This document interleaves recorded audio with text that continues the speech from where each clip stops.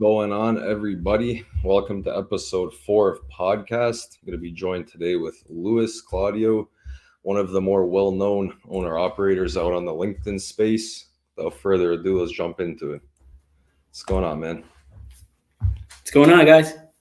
Happy to link up with you, man. You're going to be one of the first drivers I get to do a podcast with. Yeah, man, I appreciate it. Anytime I get a chance to talk about the industry and what we do from behind the wheel, it's a great conversation.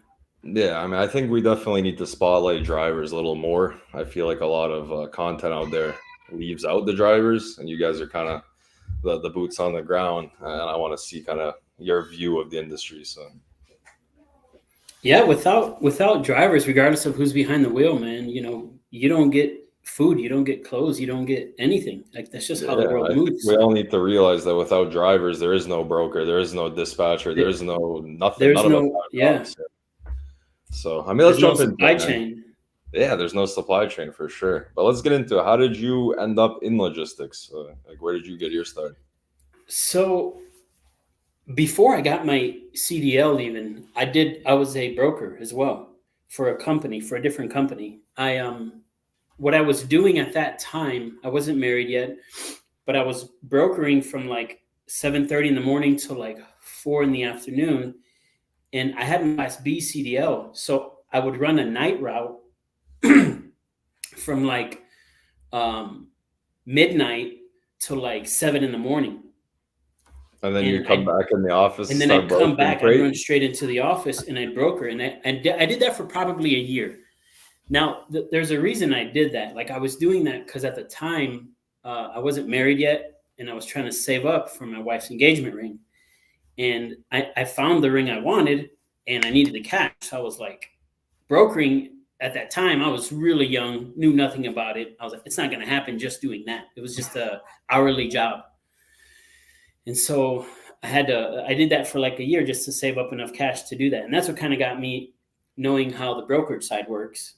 But I mean, what type of brokerage were you running? Were you running dry freight, flat? Like what were you doing exactly? At that time, it was hot shot and a little bit of flatbed. Okay. Were you doing any I was sales calls or you were just straight pushing freight, like more Yeah, we carrier were sales? like at that time. As soon as stuff was hitting the board, like it was gone. Like it was such a competitive industry at that time that I was just getting paid my hourly wage. Like there were Yeah, for guys you who it were was just a job. You didn't fall in love with right, logistics at that right, point. right. And actually, I didn't like it at all. I didn't want nothing to do with it. Like after that year, I was like, this just ain't for me. Like it just isn't for me. Now, my background before that, I was in business management for over 10 years, and that's just all I knew. I was really good at running someone else's business. Like I knew everything from 20 to 25 employees, running day-to-day operations. I knew how to do that, and that's all I knew. So I left that world to be an entrepreneur, and I kind of never really left that entrepreneur mold. Over the next 10 years, it took many shapes and forms. From trying one business and it failing. Fast forward to getting into becoming an owner op. So I was a company driver for with my Class A for a couple years, and this is COVID time. Around that time, you know, 6 months before COVID happened and they laid off the whole country, I had already was making plans to become an owner operator. Yeah, I I mean, had I a think friend who once was you get that entrepreneurial spirit, I mean, it never really leaves you. I mean, once you get the spark, it's just kind of there forever. It doesn't, man. I think it hit me when I was 23 and I'm 41. And I'll tell you, if anything, it's Blossom, I've grow. broken a lot of things. Absolutely. I've broken a lot of things. And I always say experience is the best teacher. And what I mean by that is like I was never afraid to be the guinea pig for anything, like at all. Like as to where other people, fear keeps them from everything. I'm like the exact opposite. I'm You geared live that by way, the man. I'm "I'll like, do anything once" motto, yeah. yeah, I'm like, let's jump in and figure it out. Like, we'll figure things out so much better than just sitting behind and putting everything on paper and saying, okay, what if I try this? What if I try this? What if I try this? Yeah, It's you get good a to lot of have that. people that say just start, man. A lot Right. of people fail because they do too much pre-planning, too much thinking. I mean, the guy that jumps into it a little bit blind, I mean, he's gonna get further much quicker.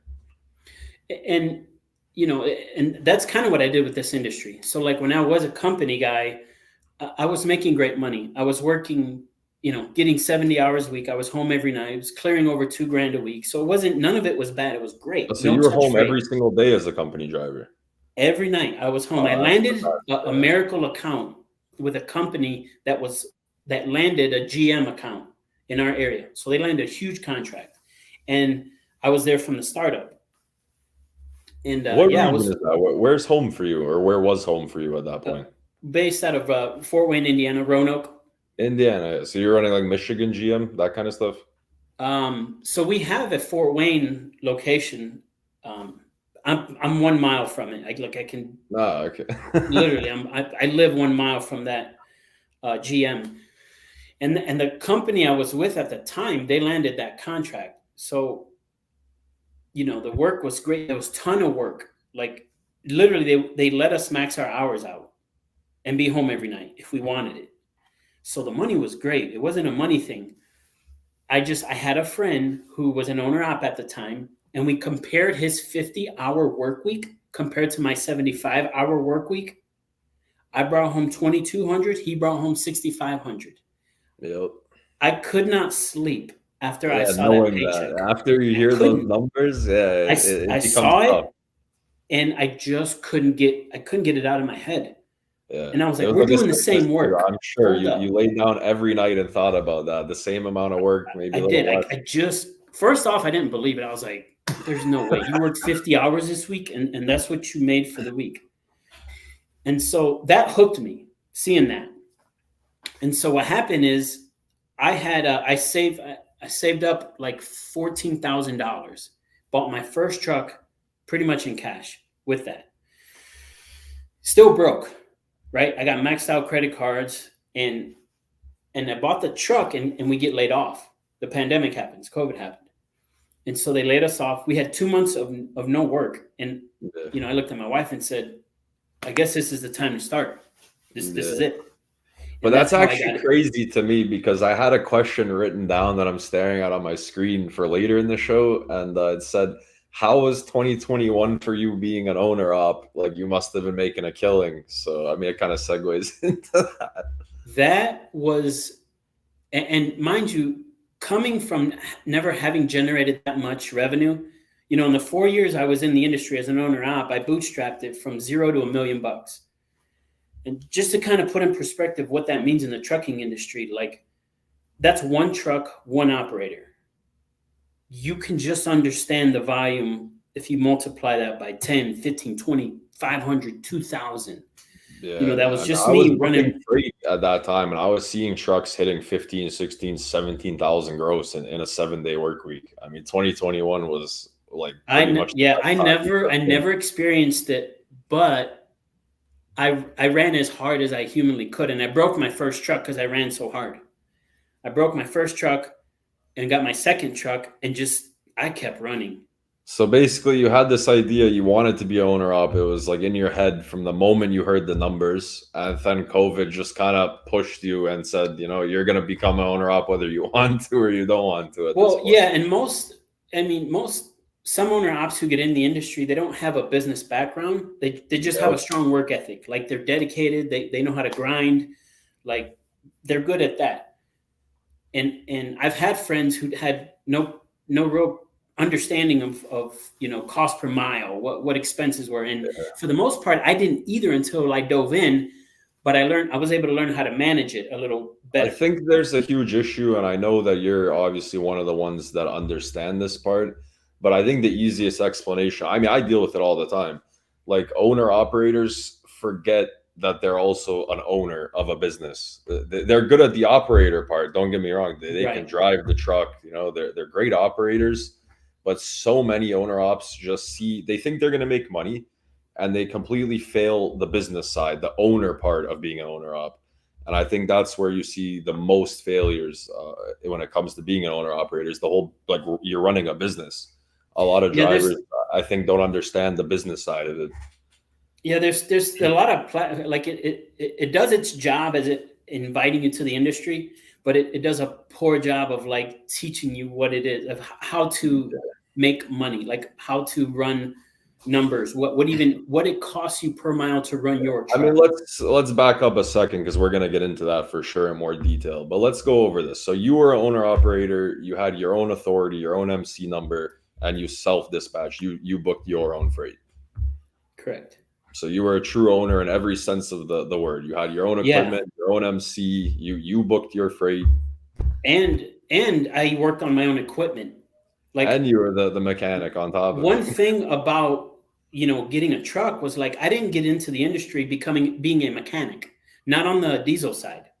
That I learned through the process of being an owner operator You know and what's funny learning about you through. saying that? I've thought, I mean, casually throwing the idea around of driving a truck one day sometime down the line. And my biggest fear is exactly that, not knowing how to fix any part of a truck. And you really do need to know how to do that because you're gonna save a bunch of money, you're gonna save possible breakdowns. I mean, something that would be a $1,000 service call, maybe an air filter, you could just do that yourself on the side of the road. Yeah, and for example, just a normal PM on my rig at the time, a shop rate was anywhere between 750 and $1,000 just to do a PM. I had it down to $250 and I was knocking it out in an hour. Yeah. I mean, And okay, that's so tractor and go through trailer. these questions because I want to touch on all of these things. They're all actually written down questions. Yeah, go ahead. Let's start from the start here. What was your first equipment purchase, and how did you make that choice? I mean, obviously you bought a used truck, I'm assuming. Yep. Yeah, I hopped on Facebook Marketplace and just started doing some searches of used trucks. I found my first truck was a 2014 International Max Force 10-speed manual.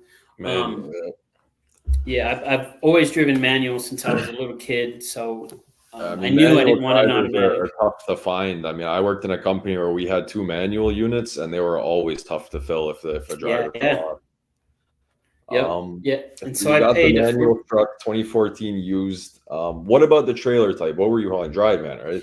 I did not get into. I ran power only for probably the No. first good year and a half, and so I learned that market. It did really well for me until I realized it kind of put me in handcuffs in how I like to run.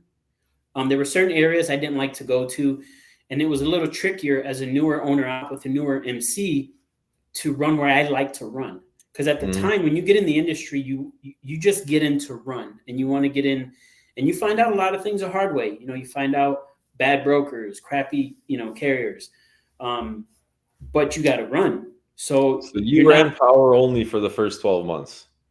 Yeah, easily. I didn't get into my own trailer right away because that was a big cost, man. You have Yeah. to understand, like, the startup cost to get into a truck is like 20-25K if you find a used truck. And that's gone like on day one. That's Yeah. not And I fuel. mean, That's not 2021 was also like brutal for the market. I mean, trying to buy trailers. I remember seeing trailers going for like 80 grand back in 2021. I couldn't exactly. believe it. My used trailer was at that time. My second truck was selling on lots for $90,000, and I paid $32,000 for the truck back Yeah, in it's its day. ridiculous. It was Okay, but let's talk crazy. about this for a second. I didn't know that about you. So I run only power only, or like 99% power only freight. So what were you doing? What were the lanes you were running? You were doing hook and drops. Were you doing loadouts? I mean, talk to me about power only for a minute. Yeah, so Convoy was a big company that introduced me to the where I could rent their trailers, and rent them out for like 7 days, which was great because like I could take a load going, 1,500 miles out west, pick up another one, bring it back. As long as I made it back to the cutoff time, it was fine. But then they would even let me borrow the trailer if I needed it for more days for like $25 a day. Yeah. So you It's were like doing basically, was that loadouts or you were just straight renting it from them? no, it was loadouts. It was loaded, so you had to drop it at some place at the end of those So when five. when I ran power only, I was set up with people like Convoy or customers like them or like Coyote who had available trailers, or a company like Circle Logistics. It's another company that had available trailers. Not a lot of them do. So you want to get set up with those that, has that option, so that you got a load coming back that you can at least look and book. Yeah, I mean those two companies, Coyote and Circle, they still have a huge trailer pool. Yeah. I mean, we run our power only slightly different. I try to avoid loadouts like the plague because I hate having in this market, it's really tough to find the backhaul to one place. It's hard to use the trailer 3, 4, 5, 6 days, but on the last day or two, let's say I'm in North Carolina, I have to be back to Louisville. In this market, it's brutal trying to find a dry van load to go to one city. Right. So I really do try to avoid loadouts. That's what got me away from power only into my own trailer. The restrictions, man. You just have loadouts. You're really restricted. Loadouts really bother me. What we try to do is a lot of just hook and drop. I like to run just empty freight, empty trailers, pick it up, drop it off, move on, next. But okay, let's get away from the power only. I could talk about that forever. So you ended up, after the power only, you did get a dry van trailer. I did, yep. Okay, so what were the lanes you were trying to run? Where did you like to drive? Where did you not like to drive? I mean, what was when I got my dry van, I'm set up in an area that it's probably the most centralized area for all inbound and outbound freight in all of the U.S. Like Fort Wayne is like a hub. Yeah, I love Fort Wayne, bro. Inbound and outbound freight. So I never had an issue getting $3+ a mile for dry van freight going out. The trick was getting that coming back. Yeah, I mean that was the thing. Trying to get a driver home to Indiana is pretty tough, bro. It's just in the middle. And it was just experimenting. I would chase the rates going out anywhere. I would go west. I would go east. I would go south. I crossed 43 states in 4 years. There was only 7 states I didn't cross, and I racked up 1 million miles in 4 years. Which did you run Northeast? Were you scared of the Northeast, or were you running like Mass, Connecticut? Were you going to New Jersey? I mean, no, I never hit those states because I didn't like going out there. Yeah, nobody likes going out there. I did PA. I did a South. Some upstate New York, Buffalo, Syracuse. Yeah, dude, I've been through New York and I hated it. I did I went up. I would go up to Boston, and I just don't like it, man. I didn't like it. There's no truck stops. I hated that area. Like, people are pretty rude in the Northeast as a generalization. I mean, not nobody wants to go Northeast, but sometimes you got to do it. So you were running basically everything except for the Northeast. Obviously, you probably weren't going to Washington State very often. Probably weren't catching you out in Montana, Idaho. Well, I was. I went as far west as like Idaho, Montana, Utah. There's great lane. Like, I was doing a lot of Los Angeles freight for a while there. I didn't go to Chicago, or I didn't California. I didn't touch Cali at all. You didn't touch Cali. Yeah? Never went to Cali. Yeah, I used to love dispatching Los Angeles. You just take whatever you can to get there, like 2-3 small loads. Right. Once you end up in LA, you make like 10 grand on the outbound. My second truck I was exempt. I was paper logs, so I couldn't go into Cali. So what was the second truck? What did you end up buying? What happened to the first one? You just ran it into the floor? No. I sold it to a really good friend of mine who also got in the industry. He became an owner op, and I pretty much gave him the truck, honestly. Like, I sold it to him for way less than what I bought it for. But he's a good friend of mine, and the truck's still running today. Like, it's still on the road. Still running, eh? Oh yeah, man, it's still on the road. You gave him the starter kit. You just told him, "Here's the keys, pretty man. much. Good luck." Yeah, I was like, I fixed everything that was broken, which is what got me away from it. Like, the SCR system on that truck was a nightmare, and it costs for 50% of most of your expenses of any truck is that DEF system, SCR system. Yeah. So my second truck, I pretty much destroyed one of my cylinders, so we had to do a total rebuild. So I got a 99. I rebuilt that motor and threw it in the truck. It made me exempt. Nice. But it was a Cummins motor. It's a 2015 International Pro with a Cummins 600 series, 10-speed. 10-speed manual again. You just only drove manual.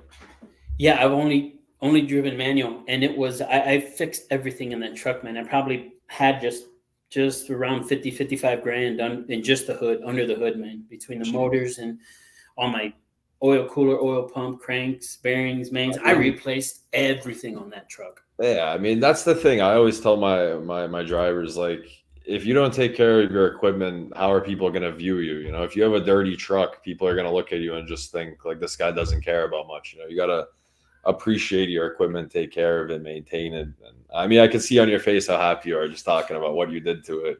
I mean, you took pride in your equipment. Well, most owner ops, like, you got to understand, like, that you're a walking billboard. Like, that's my business. Like, the one, you know, you see Dedicated Trucking, they knew my face that was attached to that. So yes, I enjoyed having clean equipment, but more so than that, like, if something broke, it's marketing. Like, I'm losing money. Like, now I got to fix it. So keeping up on maintenance was as important as keeping a clean truck, even though we did both. Yeah, I mean, I'm just trying to get a grasp on my questions. We kind of touched on a few of them. I was told, somebody asked me to ask you this. How did you handle billing? Were you factoring, or were you just kind of riding it out, net 30, net 60? No, I couldn't afford to ride it out. I had a factoring company almost my entire existence of it. And I even, at the end there, I was using, and still am set up with them, as Truck Smarter. They're so far, out of all the ones that I've used and done research on, they do a lot for the owner operator, and they charge me the least percentage wise. Yeah, that was the other question. That was the follow-up question. What percent were you getting charged on that? It's like 1.9%. Yeah, because I mean, I've been through personally. I've used Triumph a lot. A lot of companies use Triumph. I used Wex for a little bit. Yep. Wex approves pretty much everybody. I don't know how that works, but I mean, Wex will literally just approve pretty much every MC. Like Triumph will tell you it doesn't work. Wex will tell you, yeah, like, just use them. They have credit. Yeah. Okay, so I started out with trucks. You got to use Truck Stop. Yeah, Truck Stop for a long time, and then before I switched to Truck Smarter, because they offered me a better percentage, and they offered more options for the owner operator. Yeah. So factoring's done. You did okay. So you self-dispatched yourself. What percent of your freight? I mean, this is kind of tough in the start. Obviously, this question wouldn't have applied, but you know, kind of later into it, what percent of your freight was kind of spot market versus some direct shippers? Or I mean, how were you kind of running freight? I would say, oh man, that's a good question. I would say probably 85% of everything I booked was spot market. Yeah. And through that, I made my network of brokers and friends and dispatchers who I could text. That so much, bro. Like, you just go through the load boards, DAT, Truck Stop, whatever. You find somebody eventually that's doing nice business. You like how things are running, and you just take it offline. I mean, that's how I've built my network of brokers too. Like, you find, like, how are you supposed to find people that you're going to do good business with if you're not, you know, on the spot market? But that's the thing. You have to see who is doing good business, who aligns with how you like to run things. Then you just keep them, you know, you take it offline, you text them, you become friends. I mean, at a certain point. So. Yeah, I never used DAT when I started. I went, because I did a little bit of research on, you know, that load board was oversaturated as an owner op. And I kind of wanted to stay away from that. And I looked up Trucker Tools, and then I looked up Truck Stop. And I had my best luck starting out with Truck Stop. And then once I built my network, then I didn't need to use it very rarely, like hardly at all. You're one guy, you're the driver. Like, it's very easy to build trust because they know they're talking to the person sitting in the truck. You know, it's a lot easier to build a relationship for you, saying, hey, I'm the owner of this MC. I'm the driver. I'm in the truck. Like, I'm the one doing all of this. You have a huge advantage as an owner op, that like self-dispatching yourself, because you're able to build trust right away and just say, hey, I'm the guy in the truck. And there's no really questions at that point from the brokers. So. Yeah. One of the biggest headaches and like stressors I had being an owner op was that I didn't have enough trucks. I had too much. I said no more times than I said yes. Yeah. Because I'm always a one-man show. And yeah, I mean, you had great relationships. Everybody loved you. They want to keep giving you freight, and you're like, bro, I got one trailer. I'm the one guy. I was on an account that they told me, I was with them for 3 months. They told me if I'd have had 4 more trucks, I'd have generated 100 grand a month for those 3 months. Yeah, just dedicated for that one person. Just for and I was with them for 3 months as a single owner operator. And I didn't have any more truck. And I'm not gonna lie to you, man. Like that's the stuff that drove me crazy, because I knew I was leaving money on the table, and it would keep me up at night. Like Yeah, but I mean, as that's the should thing. in Once you terms of start should I expanding, I think a lot of people made that mistake in 2021, 2022, where they just overexpanded. Nobody overexpanded? Yep. was realistic. Everyone was greedy. They had the same problem you had, but instead of, keeping it under control, not getting greedy, everyone just started buying equipment, buying equipment, buying equipment. And then they just expanded way too quickly. They didn't have the infrastructure to support that expansion. And that's where you started to see a lot of people failing, because they said, oh, well, I'm doing it good for me and my one truck, so let me go buy 50 trucks and it'll just be that simple, and you don't really need to do anything else. I'll just keep doing what I'm doing, but I'll have 10 more trucks. And it's not that simple. Like, it's not that simple to run a fleet of 10 trucks. What are you supposed to do? Right. You're going to self dispatch, 10 trucks while you're driving and booking your Yeah, freight. It that's doesn't not work gonna. like that. So, I mean, a lot of people see the idea and the money they can make, but they don't understand, again, the business side of it. What goes into having a fleet of 5 trucks? What goes into having a fleet of 10 trucks? What happens if you catch 4 breakdowns, in the same week? I mean, there's a lot of what ifs that people don't sit down and think about. Yeah, in, and a in that. lot of that through having started dedicated and doing what we did the last 4 years. That's what has me doing consultation work for those wanting to get into this industry or learn about it, or learn everything from A to Z. What to take to make money, Yeah, I cost mean, per mile. that's my follow-up question to the self-dispatch and kind of direct shipper conversation is, like, what kind of advice would you give to owner ops of how to build relationships, how to get some direct freight, or I mean, just any kind of general advice, that worked for you in building relationships with brokers or customers. Well, I learned starting out that with all due respect, you're nothing in the industry when you're starting. You're a human with a truck, and no offense, but No like, track record, yeah, you're just a guy yeah, with a truck. you're just a new MC number, and some people won't even take you on up until you're 90 days old. So, Yeah, like 6 to 12 months, it's rough. Like, so going after the work, to get yourself established is just what you're going to have to do. Like, you're going to have to grind and do the work, but it isn't all doom and gloom. Like, being over the road, it's great. Like, it's a great life. Like, it's a little harder if you have a family life. It's detrimental to your family life. yeah. But if you're a team or you're a single person, I'm going to tell you right now, get in a truck, go see the world, and get paid a lot of money to do it. Yeah.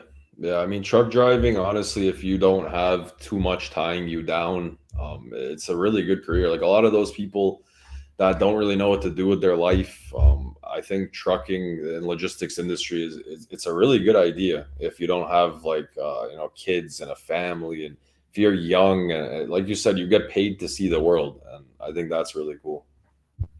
Yeah, that's definitely one of the, having a rolling office was great, man. Like, it really was. Yeah, I used to see your LinkedIn posts, man, all the time. You sitting in the cab with the laptop, booking your freight, man. I used to love I, that stuff, man. Like, yeah, I'm a yeah, big fan that's of yours. I follow all of your stuff, man.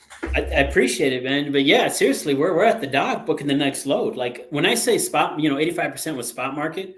I love chasing that next one. It was all Yeah, about that next one. it's like adrenaline, dude. Like, when you win that Pretty freight, much. like that $4 or $5 that bomb, and you start jumping around. And I The mean, vo- the volume, it's the addicting, bro. volume, Booking good freight is addicting. Like, the volume you generate money wise, revenue wise, doing 20, 30, 40, $50,000 a month, man. That I've never done that. yeah, That's yeah. never happened.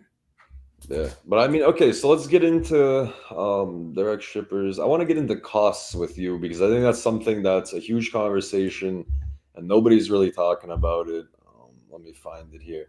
Can you break down your operating costs? Like, let's start with the first question and then we'll break it down. Like, what was your break even RPM back then? I mean, what RPM was just break even for you, just to Yeah. operate the truck? So back then, and regardless of what the market was doing, it cost me $1.37 to pay my bills a mile. So that was your break even number, 137. That was with a truck exactly break payment. even. With a truck payment. That was everything put together. That was everything. It cost me $1.37 to move my truck and trailer. Okay. So now we have the break even cost, which I think that's the first step. And I think a lot of owner operators and a lot of even bigger carriers, I think people don't know what that number is because it's different for every single operation. It's different for every single truck on the road in America. I think people don't know what their break-even costs are. That's the first mistake that you can. Yeah, well, it's their cost per mile, or they don't know how to calculate their cost per mile. That's my point. So that's my next question. So can you walk me through what goes into that $1.37? I mean, to the best of your ability. We're not going to sit here for 30 minutes to talk about Yeah. I can because I have I call it my cheat sheet that I created to break it all down. You know, everything from your IFTA to your fuel to your maintenance to your truck payment.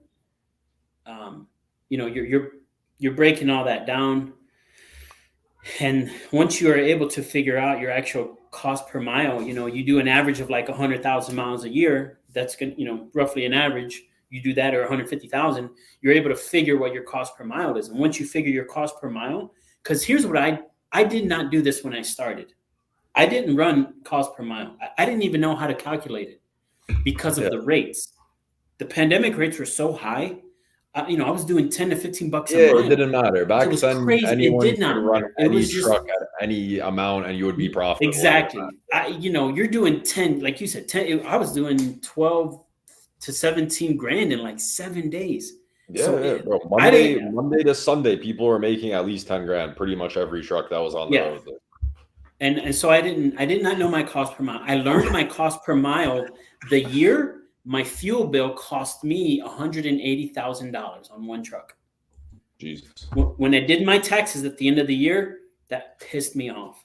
I was so mad that so basically you didn't know your cost per mile until it started to actually, like, once the pandemic race started to kind of like cool off a bit. Well, that and fuel tripled.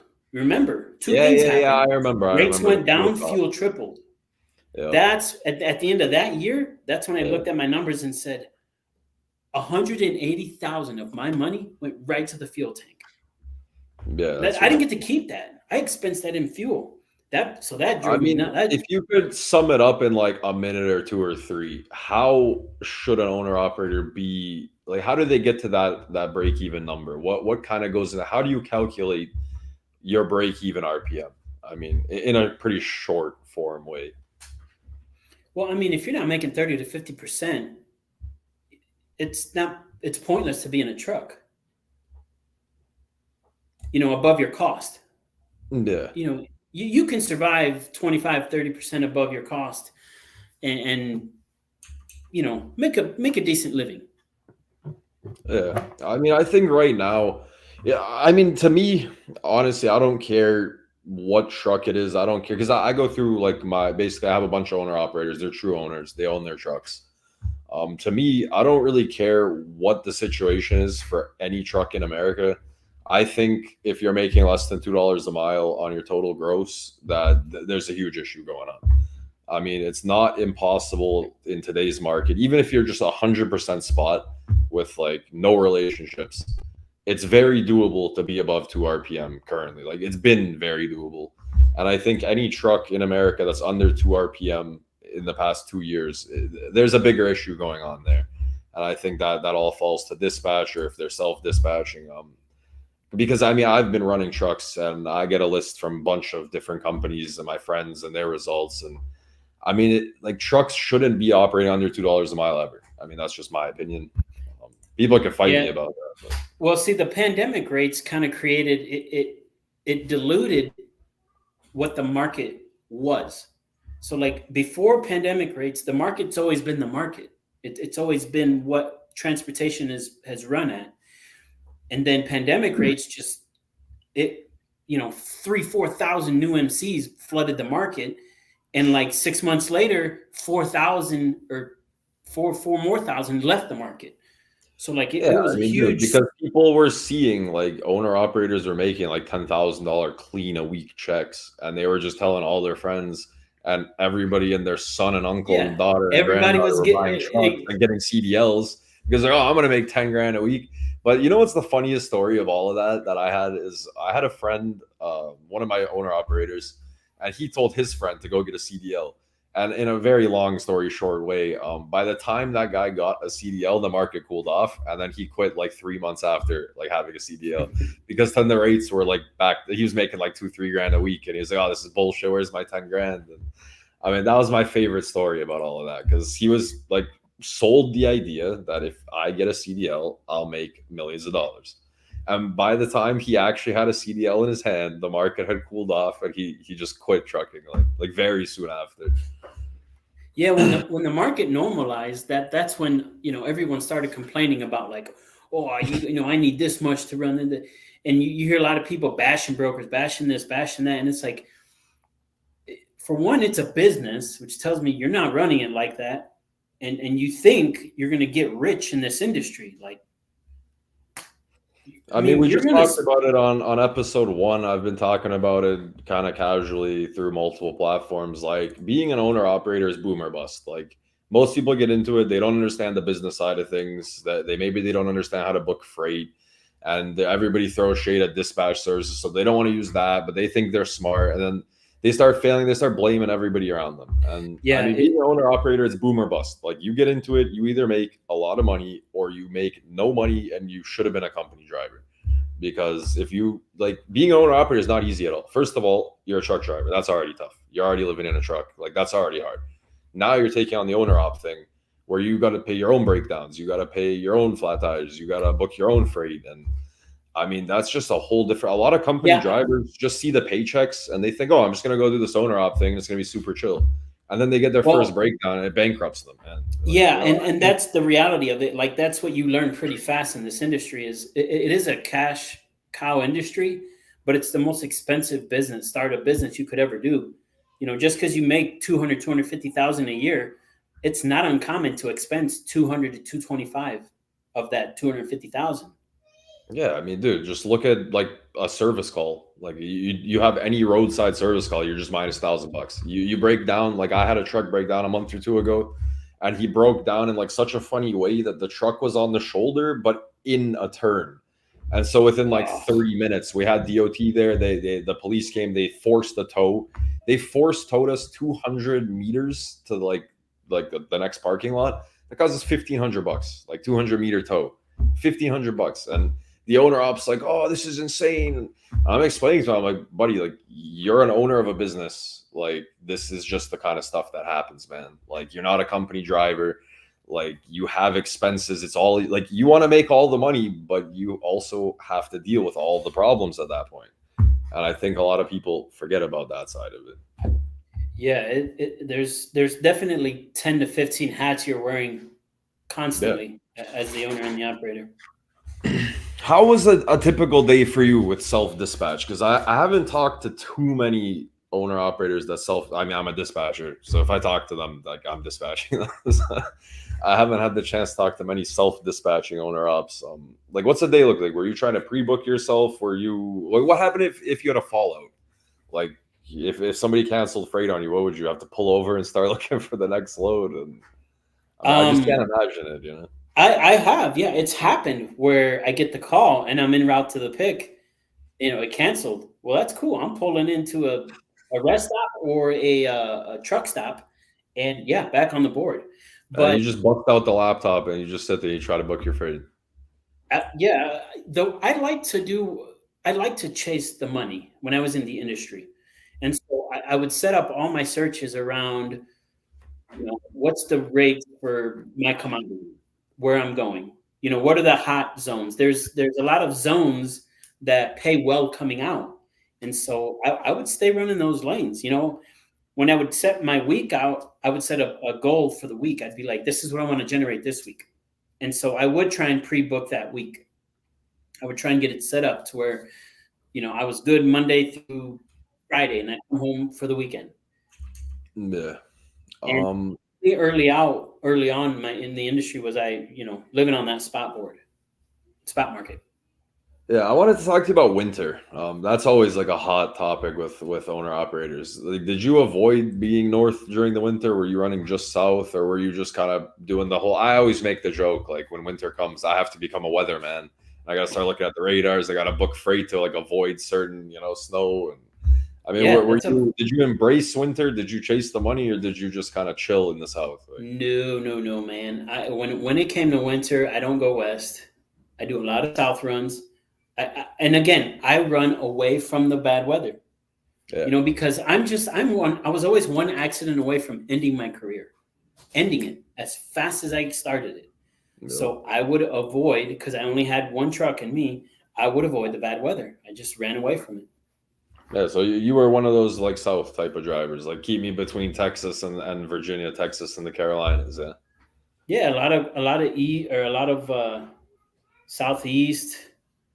I would run up north to Wisconsin a lot because I love that state. That state's it's a great market for outbound. yeah. Wisconsin used to be so hot. I remember Milwaukee was like just the greatest place on earth Man, for so Milwaukee long. was the greatest place on it. I was in Yeah. Milwaukee quite a bit, man. I Dude, would I even do remember Des Moines, Iowa. I used to love going to Iowa. Dude, Iowa's been yeah. so dead for so long. Like it's like a death sentence going out to Iowa these days. Like, let me see, man. We've touched on so many of these topics without even knowing it, so we're kind of ruining my rhythm here with just firing straight through questions. What are some things out on the road the average person may not realize a driver goes through? What are some kind of pain points or some That's kind a of things that the great average question. person doesn't see? So I would say the number one is finding a place to sleep at night. You would think that's easy, with all the truck stops, but it's not. Especially when you're running as much as you can. That's the idea as an owner op is you don't need to stop until you have to. And then when you stop, finding a place to sleep is hard. Like, if you're not hitting certain truck stops by like 5 p.m., you're not getting a spot. No, I've heard that. I've heard so many So of my then you drivers shift. So tell then me, you like, if I shift. don't get in there right now, I'm not going to have parking tonight. I've Yeah, heard if that if many you times. if you don't shift how you run, which that's what made me shift the hours that I ran, you're not going to find a spot. So like I would run a lot of night route, night and running, and that's where I wasn't a night owl before, but that's where I became one. I would run between like 1 a.m. and like 7 a.m. Because you hit truck stops around that time, everybody's gone. They're Yeah. all they're all on the road, so it Yeah, I was mean the tricky to night find drives a are place to cool too in sleep. terms of traffic and like efficiency of being on there. I know driving the night sucks, but I mean night drives like I'm a night owl. Like currently, like my local time right now is like almost midnight. So my whole life I've been a night owl, you know.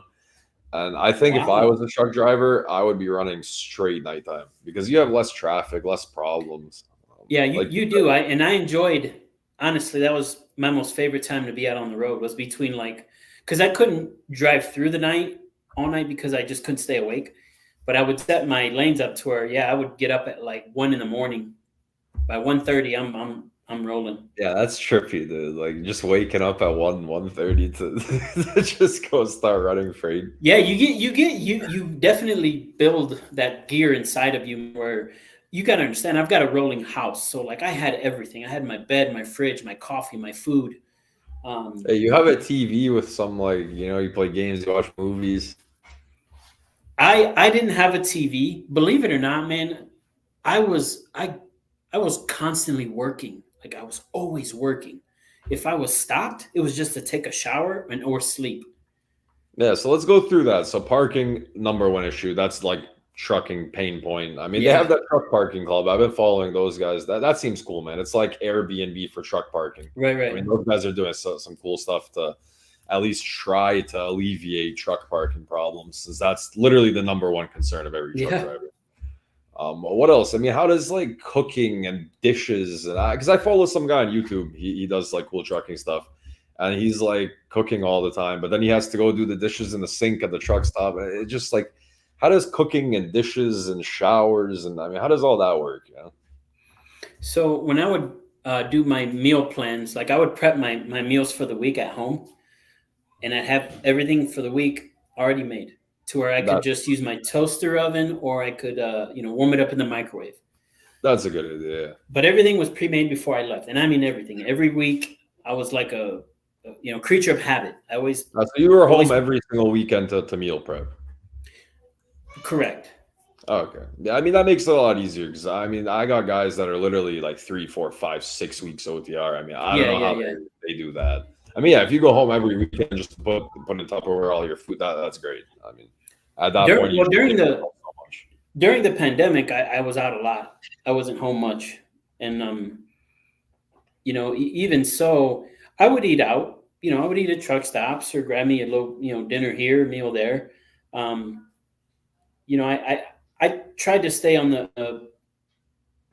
active side of trucking. I was always doing something, whether I was running or walking or working out, doing something to keep some activity because man, you sit behind a wheel and you Yeah. eat, you just it'll destroy Hey, your I'm health. I'm feeling it the same way, dude. Like, I used to do manual labor. Now I work, I sit in a chair 10, 12 hours a day. I mean, I'm feeling it too. Like it's not good. You got to do something. I started biking, just take the There bike. you go. But I mean, talk to me about truck stop food, man. Is it a myth that like every truck stop has the worst food? I mean, I feel like there has to be some kind of restaurants here and there along the routes. So I want to say it's a bit of an unfair, advantage the market has with marketing foods and certain foods. They know how to market to truckers. They know we know what we're gonna pick. We're not gonna pick the healthy options. That's just it's not realistic for for drivers. But both options are there, and at the end of the day, you're making the decision to eat Yeah. whatever you're eating. That's you're making that decision. Yeah. I mean, so is there, so you would say there is some type of healthy alternatives? Always. There's always both options, man. You literally, if you look at most truck stops now, there's both options. We're just we're just We're creatures just of habit, man. We choosing the wrong ones. choose what's quick and convenient, and unhealthy for the most part. Okay, from your perspective as an owner operator, what advice would you give to brokers to foster better collaboration and understanding to the driver? So I think, Yeah. aside from just being a broker and being an owner op, if you work with an owner op quite a bit, you know, it'll go a long way if you take time to get to know that driver, to get to know that owner op, and with no strings attached or no agenda. No like malicious intent. Yeah, Yeah. yeah, have a conversation, get to know them, get to know a little bit about their personal life if they're willing to open up, talk to them about what they struggle with and vice versa. And that's just to give you a perspective of what we actually deal with, because most of us will never tell you. you know we'll always be short tempered. We'll be go go go. And you got to understand, like, we're always wearing 10 to 15 hats as an owner operator, aside from if we have a personal life, which most people do. Some have families, some don't.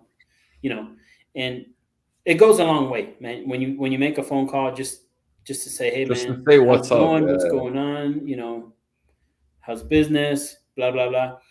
And bridging that gap between owner and brokers, that's always been a big conversation to have with dispatch or broker and owner, if you're working with them. And that's just to build trust, man, build relationships. This industry is about relationships, and that's all you have. You're only as good as your last relationship.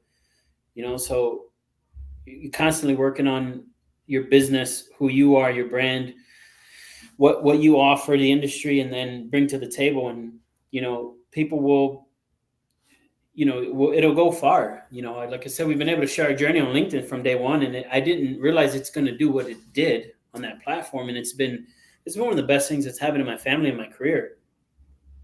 Yeah, I mean, let's touch on that. LinkedIn is a powerful tool if used correctly. I mean, like I know a lot about you, and if it wasn't for LinkedIn, I wouldn't have even met you. And being able to watch you, like I said, I've been following you, man, at least 1, 2 years, like the whole owner op journey. I saw you sitting there booking your freight, and like if you use LinkedIn correctly and you use it as a tool, it's the best tool we have. I mean, I don't know many other like platforms that allow pretty much nothing. You just have to get on there and post and share your story. And I mean, that's the easiest way to build a brand, the easiest way to build trust and to kind of market yourself and your brand. And it costs you nothing. Like, I mean, we have to put that out there. If you're not posting on LinkedIn, you just got to start. I mean, it sucks at the start. You put all this effort into stuff, you're posting, like 4 people look at it. But I mean, that's the thing. Me and you both agreed before we got on here. Like, we didn't get on LinkedIn to do anything except for just like because we enjoy, to just network. the Yeah, industry. that's the whole purpose of that platform, is to network with people in the industry. Learn from CEOs if you never have been one. I like the platform because I can look up to those who have done things I have not done in that space, and I can learn. Because at the end of the day, we all put our shoes on the same way, 1 foot at a time. I put my socks on one sock at a time. We're all men, and we're all women. How did the bigs and the greats, get to where they were? It's because they were disciplined and consistent, and they learned the industry, and they learned, and they made mistakes. They weren't afraid to jump. And when you get around those people and you celebrate wins, and you're able to dissect the losses, you grow from that. You're constantly growing. Yeah, That's it's what I just love a about the funnel of platform. knowledge, man, from people that have been there and done that and different perspectives. And like you said, you gain insight from people that have done things you haven't done. And I mean, I saw like Reed, I think Reed made the tweet like or somewhere like a long time ago where he said, every person in the world is just a DM away. Like every single human on earth is just like one inbox message away, like one post away. And I mean, I think we take it for granted, like how many cool people we can meet out there if we just kind of interact with the community. Yeah, LinkedIn allowed me to really, get in touch with some multi millionaires in their respected fields, and I've always admired that. And like I was telling you earlier, Matt Higgins was one of the big ones for me. He had reached out, messaged me on LinkedIn, and I didn't think it was real. I thought it was a bot or something. But he was, at that time, he was messaging me he was in Asia. He was about to go live on CNBC there in Asia. And he said he would send me a signed copy of his new book. And I'm not kidding you, man. When that thing hit the mailbox and I opened it, and it was a personal note from him, it was the peak of everything I had worked my butt off for. Literally, Yeah. that was one of the peak moments. And how'd that happen? LinkedIn. Yeah, it's funny because I just had the same exact experience with Freight Caviar. I mean, I like started out in the industry watching them, paying attention to their content, just all of a sudden through LinkedIn, now I'm chilling 4 days with this guy. We're making a documentary, like we're doing podcasts together. And I mean, I had that same moment. Like when I first saw him in real life, I was like, damn, man, like all this memes and posting and joking around and like all Right. this like stuff we've been doing. And it just led me to like somewhere that I just never kind of thought I would be. And I mean, like you said, the LinkedIn it's just such a tool for networking, man. And I mean, people make fun of me all the time in my personal life. They're like, oh, you're the LinkedIn influencer guy. Like all my personal friends, like in real life, like like Reed said this too, which is I always think about this too. Like people think not posting on social media is like a huge flex. Like it's really not. Like I mean, it's not as big of a flex as they think it is. Like being a part of social media, if done correctly, it's a tool. It's beneficial. Yeah, it's definitely a good tool. Like if you utilize it, like anything else, it's just a tool. You'll find me. You would see me posting as much about detaching as I was being present on the platform. I'd like Yeah. sharing raw, transparent content about the industry I was in, because you really didn't see it out there. Like at the time I was putting it out there, you just didn't see it. It was like Hey it man, kind of wasn't I being mean done that's yet. the thing. Like we don't have to. I mean, the indie trucker Dan, those guys, like the indie trucker school. He's kind of newer on the scene. He's doing great stuff. I love watching that guy. I mean, there still isn't too many carriers. There still isn't too many drivers on LinkedIn. I mean, thankfully with X and Twitter, that whole thing, I've started kind of getting involved in that community. There's a lot more truck drivers out on Twitter. But as far as LinkedIn goes, like there still isn't too many people out there posting raw driver content, raw carrier content. And I think we kind of got to get that going. I think like you kind of paved the way. I mean, who knows, Indie Trucker story? Maybe I'll try to get him on. And like for all we know, you and Dan, you guys have inspired God knows how many people to post their driving stories and to be a part of the community. And I mean, Yeah, you're and definitely one of the guys that I followed. You're one of the only drivers I was following that was posting stuff and letting us be a part of your life. So yeah, through that that allowed me to link up with a lot of the greats who've been in it 20, 30 plus years, been in the industry. Like those are the people, those are the brains you want to pick. Those are the ones and they might not let you, and that's fine. It is what it is, right? Because that's how you earn your stripes. You got to get in the way everyone else got in. But there, people like them, like Dan and Ingrid Brown, who's another massive resource, dude. If you can never get her, she is. Hey, I've been trying to schedule humans. Ingrid on my last podcast, and then we all fell out a bunch of times, and then I'm on this podcast. So now that you've mentioned it to me, I'm going to for sure reach back out to her tomorrow. Dude, her Dan, and also Justin from Just Trucking over on YouTube. Dude, they're some of the most amazing humans. Hey, I mean, I'll offer you a here live on air if you want to come on the Ingrid show as the co-host and you want to talk to her too. I mean, I'll bring you back for that. For sure. Yeah. I love your vibe, man. I mean, you're super chill guys. Sign me up. She is. I met her in person, man, and she's a sweetheart. She's such good energy, and her knowledge of the industry. She's been in it over 30 years, man.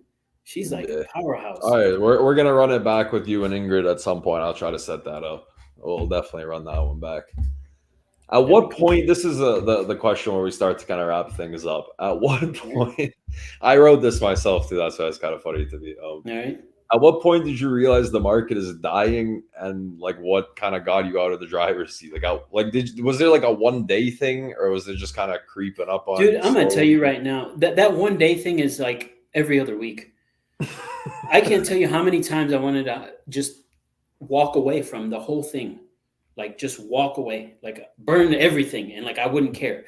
Towards the end of 20, right there, end of 22, beginning of 23, when I decided to walk away from it, we had a lot going on in my my family life. We were adopting our daughter, in the heat of the business, so I always say that the areas that my family struggled in is where I kind of did some things, not necessarily wrong, but I was obsessed with the industry. I was obsessed with my business, and it consumed all my time. So I couldn't really give to my home life as much as I was the business. The business was sucking all my time. And so when it was affecting my wife and my kids as bad as it was, I knew I had to draw a line and make a decision just for myself and my family. I had to walk away from it, give me time to just reset and just pull my family back in, and get us back together. Yeah, I mean, get us in harmony. Helps the timing because the market was dying. I mean, if there was ever a better time to walk away and choose your family over the business, that was exactly the moment, because at this point, survival at this point. Yeah, not that it was like, any easier of a decision, because it's never easy to walk away from what you build. Your first baby that you took to $1 million in revenue. It's never easy, but that's entrepreneurship, man. Entrepreneurship is all about like pivoting and like understanding that everything is an experience. It's a learning tool. It's just something else you're going to put in your belt and you can share with anyone else who is either wants to get into the industry. And again, that's what kind of led me into doing some consulting work, was helping people understand, hey, is your idea worth taking from an idea to monetizing it? Like, let's talk about it. Not every idea is worth monetizing. They always say you don't start from nothing, you start from experience, at these type of situations. And I mean, that's really the motto you have to have, especially like for you, I mean, you're not starting from nothing. You're starting from all those experiences, all being an entrepreneur is not easy. It's like Teddy Roosevelt said, it's just moving from failure to failure without giving up. I mean, that's all it really is. So. Yeah, a lot of the greats, they became great because they did a lot of wrong things. I mean, look at it, who invented the light bulb. He got it wrong like, over 900 times. Yeah, I mean, he got it right on the 1,000th try. Without losing enthusiasm. I mean, that's the entrepreneurial spirit. So you moved out around, what was it? You said like start of 2023, like that January, February area. That's when you called it quits. Actually, I want to say it was like Mayish May, June of 23, because we had gotten back from adopting our daughter. We were in Colombia for like 5 weeks. I didn't work much that year. I didn't work the business, and I knew I was going to have to change my schedule because we had our third child we adopted, and that's when I said, okay, I've got to detach from the truck. I've got to detach. I've got to walk away from it. Reset myself, my schedule, and get my family back in order, and then started. I started a Shopify store and my consulting firm, like towards the tail end of getting away from the truck. Yeah. Let me rapid fire 3 last questions at you about being a truck driver, and then we're gonna wrap it up with what's next. What are you doing now? I Sounds think good. if we hit all 3 of these quick, we'll be good. So we'll go for like a quick rapid fire session. Out of the mega brokers, and we all know the top 5 brokers we're talking about, who did you enjoy doing business with the most? I'll go first. CH Robinson's always been my favorite. The most, like one or 5? I mean, you can pick 1 or 2. I mean, out of the top 5, I don't want to start. I don't want to put the ideas in your head. You know the Well, names. We all know the names. I mean, what were the yeah, mega brokers you enjoyed the most? I mean, you could pick 1, 2, 3. yeah, Not to I hurt would anyone's say, feelings. yeah, I would say, it was Convoy, Coyote, Circle Logistics, um, Spot Freight, and JB Hunt. Damn, I mean that's a super interesting list. We didn't hear Echo, Arrive, CH. I mean, you got your own list. I like that. That's I cool. use CH, but I didn't like them. I love CH. I love their carrier board. It's the best. You can just book freight. You know, like it's just so good. I just love CH. Like Navisphere is the best broker board out there. I like your list. A very unique list. Definitely a list you wouldn't hear too often. Right. Second question: biggest disaster load you've ever been a part of? What's the most what you have nightmares about? What's the worst load you were ever stuck on, Oh stuck yeah, under? that's easy. Yeah, it was a Frito Lay's load. They floor load the entire trailer, 6 hour I'm just load, not, front to back, yeah, just chips, like just boxes of just chips. chips on the floor. 6 hour load, 4 hour unload. That was your worst load? That was the worst one. I mean, that's not that bad.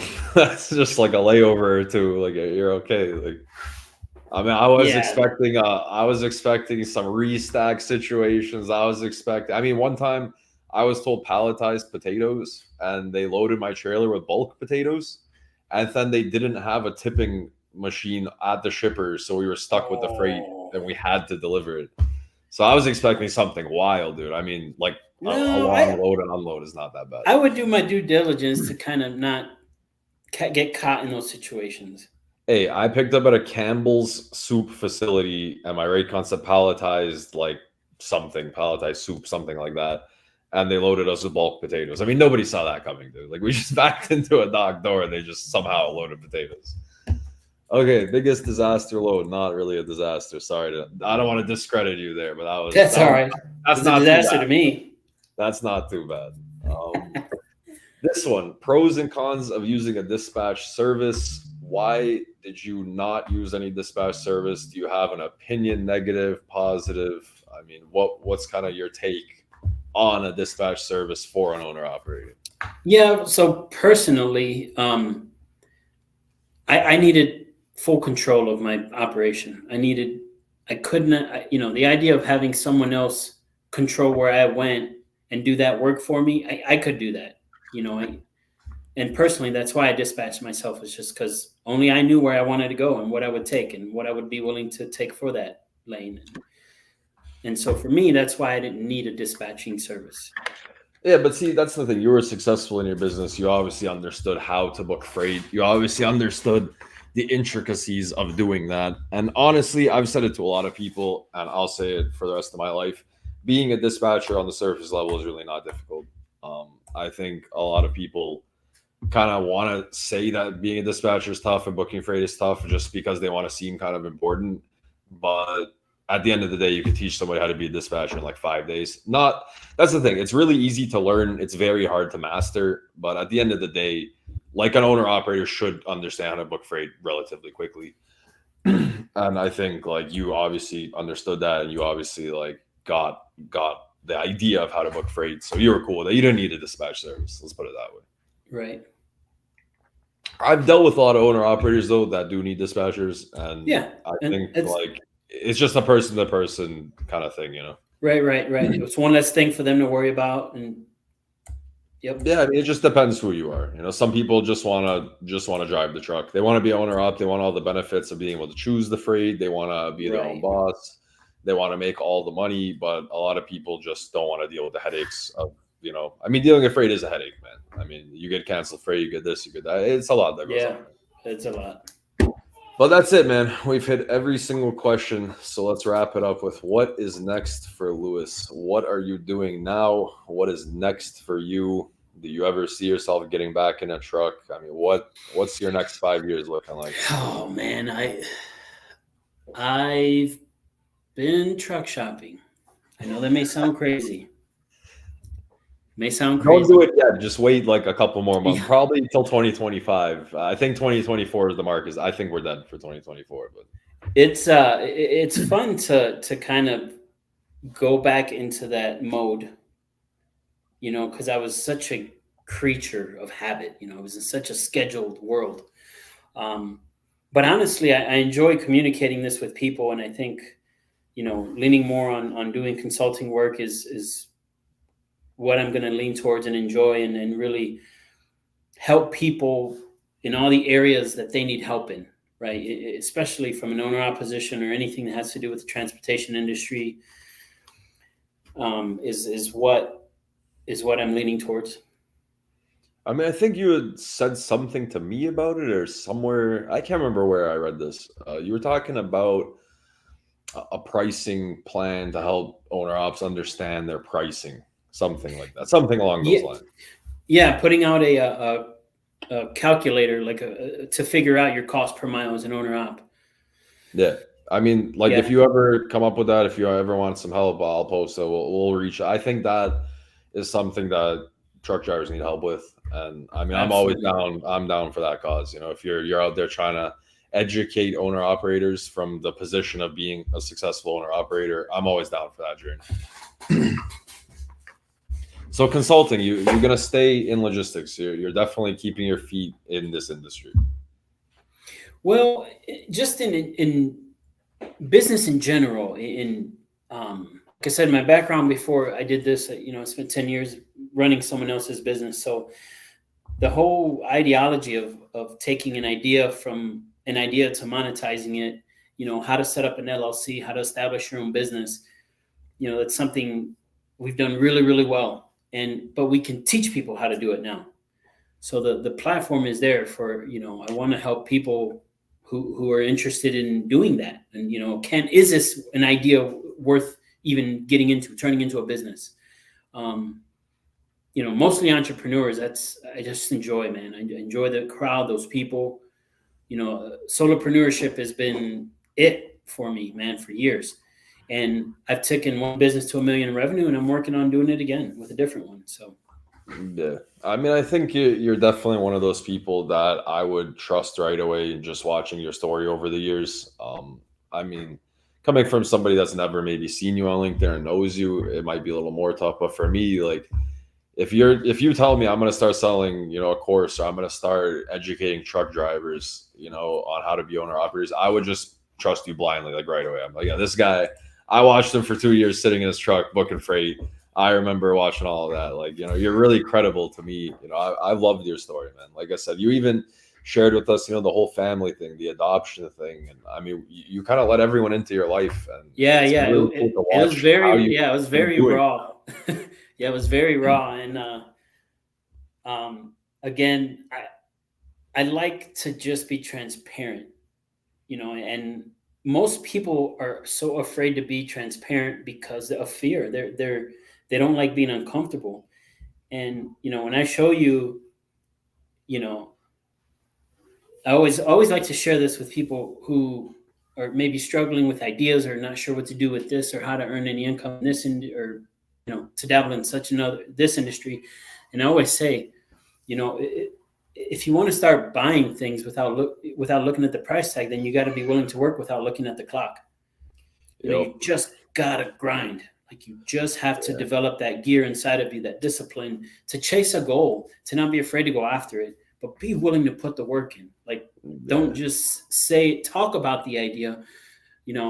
Dreams without actions are meaningless. They're just dreams. You don't put in action, it's just a dream. I mean, you got to put the work in. That's just how it is. And I think a lot of people put the work in, but they don't direct it correctly. And they just end up working really hard and achieving nothing. And I think a lot of people need to understand that just because you show up 15, 16 hours a day, that doesn't guarantee you success. And I think a lot of people need to understand that there's a lot more into business besides just showing up and putting in the sweat equity. You need to have a plan. You need to understand business at its foundation. You need to understand the basic principles of logistics. A lot of people are, I'm going to buy a truck and get rich. I mean, there's just so many things like that go into being being a carrier. And there's nothing wrong with being ambitious. It's great to be ambitious, but what's cool about our platform is you can be ambitious, but also be calculated because all the tools are there. They're there now. The network's there. The link, all the connections are there.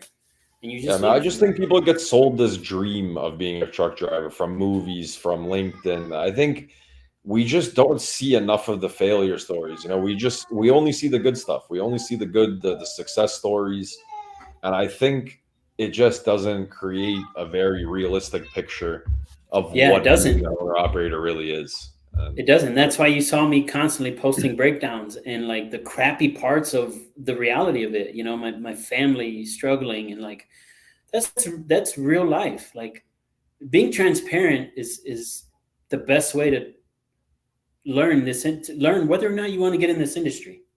Yeah, and I think a lot of things we see that I liked what you did and what a lot of other like these drivers are doing is it's more raw, it's more emotional, it's less corporate. I mean, you don't have to be a corporate robot and you don't have to be out there using crazy words and crazy like everything. Like you can be successful in logistics. That's what I love about logistics. It's not a stuffy bank office job. It's trucking, it's raw, it's conversations like this, just normal conversations and these people are making millions of dollars and this is how they talk, just completely regular people. Like I had my one driver, like he bought like 2 Hellcats in 2021 and this guy was making money. And every time he goes, this guy could barely read a rate card, man. He was just killing it. And I love that. I love this industry. And I think LinkedIn needs to calm down a little bit. And we all need to be, like you said, more open, more raw, more natural. I mean, I just read so many posts. I just skip right over them. Like it's just straight like corporations, like, people talking like they're sitting at some bank somewhere on Wall Street or something. I don't know, man. It's trucking. We need to get back to that rawness, that realness. And, just thanks for coming on, man. Thanks for being here. No problem. Like I said, I've been following you for a long time. I wanted to dabble more into interviewing drivers and getting more of the carrier side of things. And you're definitely one of the coolest guests to bring on. So. Thank you. Yeah, thanks for having me on, man. It's been really cool. Any last thoughts? Anything you want to get out there? I mean, like I said, if you need any support, any help with whatever you're doing, consulting work, man, I'm down because I believe in it. I think education to truck drivers needs to be, taken seriously, and they need some more tools to learn the business. Yeah, if you want to reach out to me, you can message me on LinkedIn or you can shoot me an email about anything related to that industry, whether it's consulting for trucking or an owner op. Yeah, man. I mean, we'll definitely keep in touch. Like I said, Louis, man, thanks for coming on. Thanks for sharing, your story. Thanks for making the time to come on here today. Yeah, no problem, man. Thank you. Hey, take it easy, bro. All right, man. Take care. Episode 4 of podcast is done. Get to interview owner-operator Louis, such a stand-up guy. Shared so much of his journey with us, on LinkedIn. Been following him at least 2 years. And I know it was a little bit of a later show. It's just the timing that we were able to get to make it work. And thank you for everybody that watched, who's going to watch in the future. That's going to be it for today.